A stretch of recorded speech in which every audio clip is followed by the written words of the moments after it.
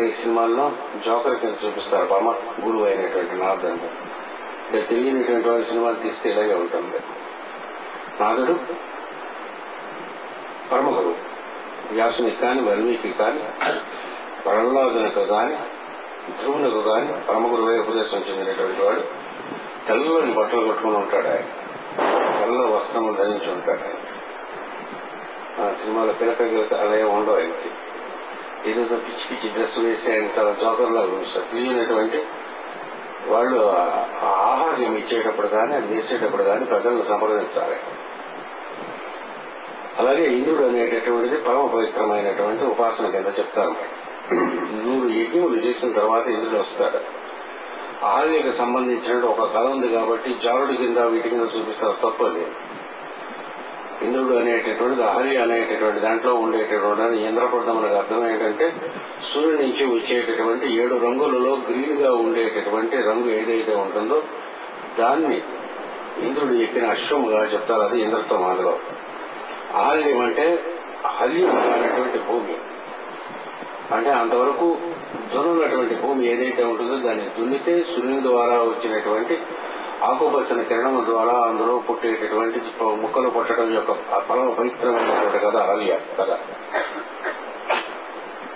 తెలియదాన్ని చాలా కొన్ని కథలకు వెనక విశిష్టమైన అర్థములు ఉంటాయి. పెద్దవాళ్ళు అయినటువంటి వారు పరమగురువు దాన్ని నేర్చుకుని వాటిని చూపించాలి. అలాగే బుధుడికి సంబంధించినటువంటిది చంద్రుడి యొక్క పుట్టుకకు సంబంధించిన పరమ పవిత్రమైన కథ. దాన్నేమో అని మన సినిమాల్లో బూతులు కథలు కింద తీస్తారు చేతగాక. అట్లా ఈ పురాణముల దగ్గర కానీ వేదముల దగ్గరికి అతి అనుకువగా వెళ్ళాలి. అది ఇష్టం చెడకూడదు. ఇంద్ర విష్ణువులు అగ్నా విష్ణువులు అనేటువంటి ఎక్కువ పరమ పవిత్రమైనటువంటి ఉపదేశం పడతాయి. అగ్ని విష్ణువులు అనేటువంటి సెంటర్ అనేటటువంటిది ఎప్పుడైతే ఏర్పడుతుందో దాని చుట్టూ సర్కిల్ ఏర్పడుతుంది. ఒక సర్కిల్ గానే ఉండాలంటే దానికి సెంటర్ ఉండాలి, తప్పదు.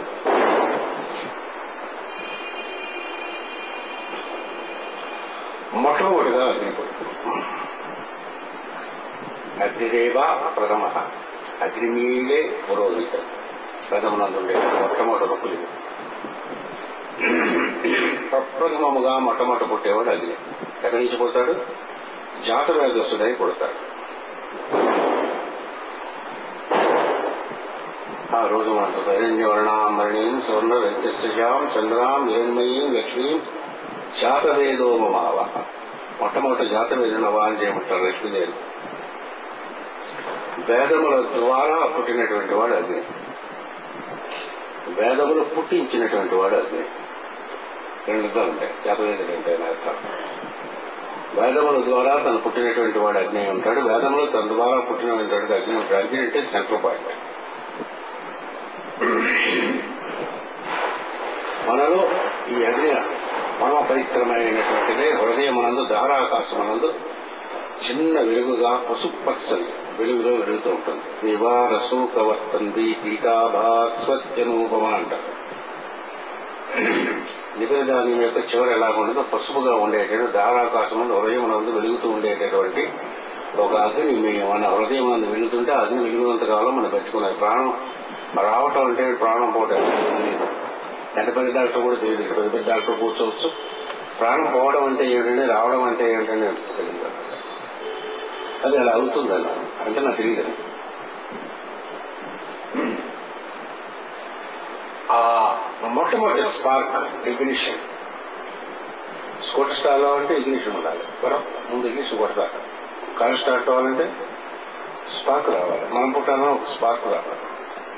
సృష్టి మొత్తం పుట్టాలన్నా స్పార్క్ రావాలి. సూర్యుడు పుట్టాలన్నా స్పార్క్ రావాలి. గ్రహం పుట్టాలన్నా స్పార్క్ రావాలి. స్పార్క్ వస్తుంది, సెంట్రల్ పాయింట్. లేకపోతే ఎన్నైనా సర్కిల్స్ కొట్టుకోవచ్చు. దాని చుట్టూ గ్లోబ్ కొట్టుకుంటున్న తర్వాత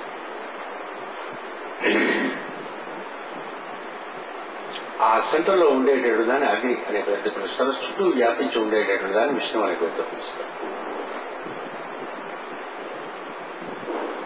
మనలో నేను అనేటువంటి ప్రతి ఏదైతే ఉంటుందో అది మనలో ఉండే అగ్ని. మన ప్రపంచం ఏదైతే ఉంటుందో, ఎవరి ప్రపంచం వాడిది, ఎవరి లోకం వాడిది. మీ లోకం నా లోకం అయ్యాడు. మీ లోకం వేరు, నా లోకం వేరు. ఎవరి లోకం వాడిది. ఎవరినా సరే ఎవరి లోకం వాళ్ళు.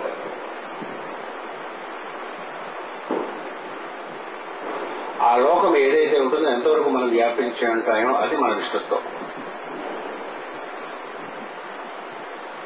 అలాగా కానీ మనం ఊహించగలిగితే ఈ భూమి మొట్టమొదటిగా ఈ సృష్టి మొదలయ్యేటప్పుడు ఉండేటువంటి బీజం ఏదైతే ఉన్నదో అది సర్వముగా వ్యాపారం చెందడం అనేటటువంటిది ఏదైతే ఉంటుందో దానిని మొట్టమొదటిగా ఆదరించేటటువంటి వాళ్ళు అగనావిష్ణువు అనేటటువంటి పేరుతో ఆలోచిస్తారు. Central with central point, Shakti with central point.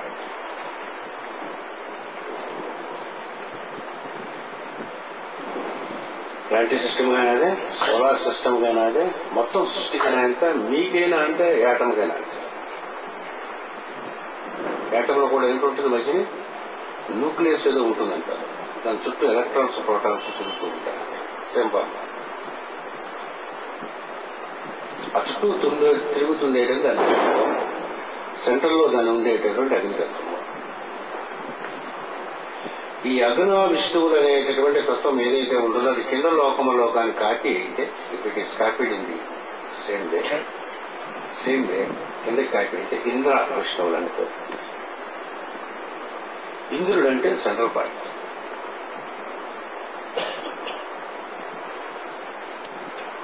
వాడి చుట్టూ వాడి ప్రపంచం, వాడి గవర్నమెంట్ అని చెప్పచ్చు. ఎందుకంటే ఇంద్రుడు దేవతలందరికీ అధిదేవత అయినటువంటి రాజు కాబట్టి వాడిని గవర్నమెంట్ ఉంటుంది. మన్మోహన్ సింగ్ గారు మనకి ప్రస్తుతానికి భారతదేశానికి ఇంద్రుడు, రాజశేఖర్ రాయ్ గారు ఇంద్రుడు, విశాఖపట్నం కలెక్టర్ గారు ఇంద్రుడు, పోస్ట్ ఆఫీస్ లో పోస్ట్ మాస్టర్ గారు ఇంద్రుడు, రైల్వే స్టేషన్ లో రైల్వే మాస్టర్ గారు ఇంద్రుడు, మొత్తం రైల్వేకి డిఆర్ఎం ఎవడు ఎక్కడ ఉంటాడు వాడు ఇంద్రుడు, స్టేట్ బ్యాంక్ లో మేనేజర్ ఇంద్రుడు, చిన్న బ్యాంక్, రీజనల్ ఆఫీస్ లో ఎవరి జిఎం వాడు ఇంద్రుడు. ఎవడి సెంటర్ అయ్యండి, ఎవడి ఆటల వల్ల మిగతా చుట్టూ ప్రవర్తిస్తూ ఉంటుందో దాన్ని ఇంద్ర విష్ణువు అని పేరు. కొందరిలో హస్బెండ్ ఇంద్రుడు అంటాడు, కొందరిలో వైఫ్ ఇంద్రుడు అంటారు. ఎవరు సెంటర్ పాయింట్ అయితే వాడు ఇంద్రుడు. ఈ ఇంద్ర విష్ణువులు అగనా విష్ణువులు రెండింటినీ కలిపి వాటి యొక్క స్పలమైనటువంటి తత్వముగా పరబ్రహ్మమును ఉపనిషత్తులు చెప్పారు. ఉపనిషత్తుల్లో సమస్తమైనటువంటి ఉపనిషత్తుల్లో మ్యాక్సిమం ఉండేటటువంటి ఆరాధన ఏమిటంటే ఆత్మ పరబ్రహ్మము. వీటి స్థితికి తీసుకెళ్ళడానికి కావాల్సినటువంటి ట్రైనింగ్ ఉంటుంది ఉపనిషత్తు. ఎన్ని ఉపనిషత్తులు ఉన్నట్టు తెలియదు. ఒక 1000 అవైలబుల్ గా ఉన్నాయి, 100 ప్రింట్ చేయడానికి ట్రై చేస్తున్నాం, ఒక 10 పాపులర్ గా ఉన్నాయి. బట్ ఎన్ని ఉన్నాయి అనంతంగా ఎవరికి తెలియదు ఎన్ని ఉన్నాయి ఉపనిషత్తు. ఉపనిషత్తులో ప్రతిపాదించిందంతా ఏమిటవుతుందనంటే పరబ్రహ్మను ఉపదేశిస్తారు. వాటిని మనకు అర్థం అవడం కోసం ఏం చేస్తారంటే వేదముల యందు అగ్ని విష్ణువు అనే పేర్లతో పరబ్రహ్మం ఉపదేశం. పరబ్రహ్మము తీసుకొచ్చి కిందకి దిగి రావాలంటే విష్ణుమూర్తి సర్వాంతర్యమైన మహానాయుడి కింద రావాలంటే హరి అయి ఎలాగైతే దిగి వస్తాడో దిగి వచ్చేటప్పుడు ఒక్కొక్క పేరు ఉంటుంది, స్టెప్స్ డౌన్ అవుతుంది. అలాగే పరబ్రహ్మమును మనకు అర్థమయ్యేటటువంటి భాషలో వేదములు చెప్పడం కోసం దాన్ని ఏం చేస్తారో అగనా విష్ణువు అనే పేరు చెప్తారు.